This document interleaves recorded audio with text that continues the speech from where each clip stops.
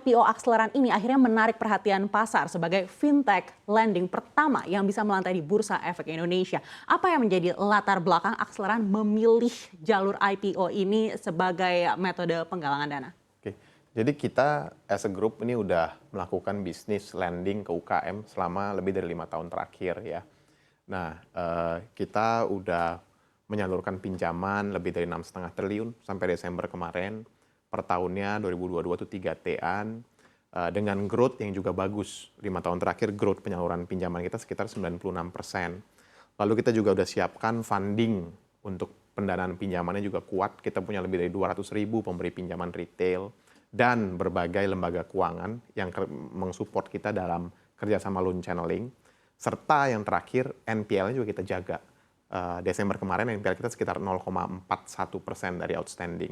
Nah kemudian karena udah 5 tahun, what's next? Nah kita punya plan, kita mau ekspansi bisnis dengan masuk ke bisnis multi finance. Kenapa? Karena saat ini kita punya batasan pemberian pinjaman, tiket size-nya maksimal itu 2 miliar per penerima pinjaman. Padahal pasar yang kita sasar itu kan pendanaan UKM, khususnya UKM yang kelas menengah. UKM kelas menengah itu punya ekuitas sampai dengan 10 miliar dan omset sampai dengan 50 miliar per tahun. Nah, biasanya mereka ini butuh working capital support sekitar 10 sampai 15 miliar. Nah, kalau kita pakai yang kita punya sekarang maksimal hanya 2 miliar per penerima pinjaman. Dengan kita masuk ke multi finance, nantinya itu kita bisa mendanai sampai dengan 20% dari ekuitas multi finance-nya yang rencananya ekuitasnya sekitar 200 miliaran. Artinya dia bisa kasih pinjam sampai 40 miliar rupiah. Jadi kita bisa melayani yang 10-15 miliar tadi.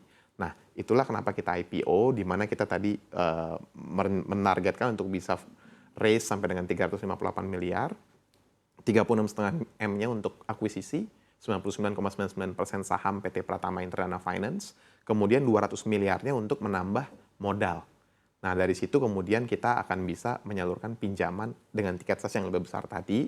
Artinya kita bisa meningkatkan penyaluran pinjaman kita ke depan, plus secara kinerja keuangan juga itu akan mentransformasi, dia akan jadi game changer.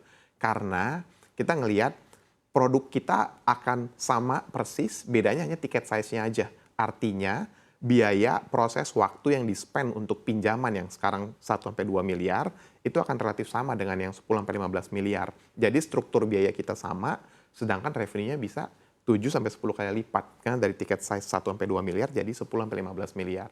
Inilah kenapa kita melakukan IPO, Mbak Anneke. Baik, kalau dilihat dari laporan keuangan, sebenarnya akseleran ini masih juga menderita kerugian begitu. Meskipun ini terlihat juga ada pertumbuhan pendapatan juga begitu. Apa yang menjadi kendala terbesar? Jadi kalau kita lihat, kita kan perusahaan fintech ya. Perusahaan fintech itu memang didesain untuk di scale up significantly within a short time. Nah kita dalam waktu 5-6 tahun sudah bisa salurkan pinjaman tadi lebih dari 6,5 triliun rupiah. Tentu di awal mula dengan scale yang masih growing, itu belum mencapai titik efisien, Mbak Anneke. Tapi sebagai perusahaan fintech juga kita sangat fokus untuk make sure financials kita itu akan sustainable, terutama ke depannya. Itu makanya kalau kita lihat revenue kita dari tahun ke tahun itu bertumbuh sebesar 129% untuk periode 2018 sampai 2022. Sedangkan dari sisi expense-nya, periode 2020 sampai 2022 rata-rata tuh nggak lebih dari 50%. Efeknya ya, kita itu sudah very close to profitability, di mana tahun lalu sudah ada beberapa bulan yang positif, dan dari sisi EBITDA margin kita itu di angka sekitar minus 26% ya. Artinya kalau kita bisa increase revenue sekitar 30%-an tanpa meningkatkan cost, itu kita udah bisa jadi profitable. Nah, disinilah makanya kita akuisisi multi finance dengan struktur biaya yang sama, kita bisa punya revenue ke depannya bisa 7-10 kali lipat mengikuti tiket size-nya. Di situ makanya kita punya target kuartal 4 tahun ini tuh kita udah profitable, Mbak Anneke.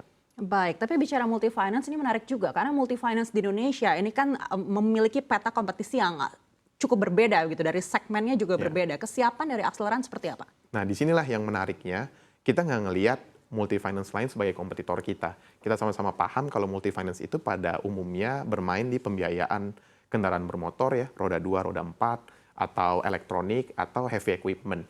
Nah, yang kita akan lakukan nanti multi finance-nya itu menyalurkan produk yang sekarang ini kita salurkan, yaitu cash flow based lending product. Seperti apa? Seperti invoice financing, PO financing, inventory financing. Mungkin saya kasih konteks. Di Indonesia itu UKM itu kontribusi terhadap lebih dari 60% GDP, lebih dari 90% lapangan kerja. Tapi mereka masih kesulitan mendapatkan pendanaan. Kalau kita lihat contoh data outstanding pinjaman UKM di perbankan, itu hanya sekitar 20%-an. Jadi berbanding terbalik dengan kontribusinya yang bisa sampai 60% dari ekonomi kita. Utamanya karena mereka harus selalu kalau mau minjam, memberikan tanah dan bangunan atau fixed asset sebagai kolateral. Padahal tanah dan bangunan mereka terbatas. Itu makanya ada funding gap sekitar 2.000 triliun per tahun buat UKM. Nah, kita menyasar funding gap ini dengan menyediakan cash flow based lending product tadi yang underlying-nya berupa tagihan atau persediaan dagang, bukan aset tanah dan bangunan. Nah, di Indonesia multi finance fokusnya nggak ke situ, Mbak Neke. Jadi makanya kita ngelihat ini segmen yang menarik sekali karena kita practically kompetitornya nggak ada multi finance lain gitu. Dan kalau orang mau masuk ke segmen ini, satu, apakah dia bisa maintain resikonya? Karena resiko pinjaman cash flow based lending product itu unik ya, karena nggak ada agunan dalam bentuk tanah dan bangunannya. Nggak semua orang bisa main di sini. Tercatat juga contoh yang tadi saya sampaikan, kalau fintech kompetitor-kompetitor kita end of Desember kemarin NPL-nya sekitar hampir 3% ya, 2,77 atau 2,8 gitu saya lupa. Kalau Akseleran tuh 0,41% NPL-nya. Jadi memang jauh di bawah industri. Ini yang bikin jadi kita punya competitive advantage. Makanya kita yakin kita sangat bisa kompetitif di market.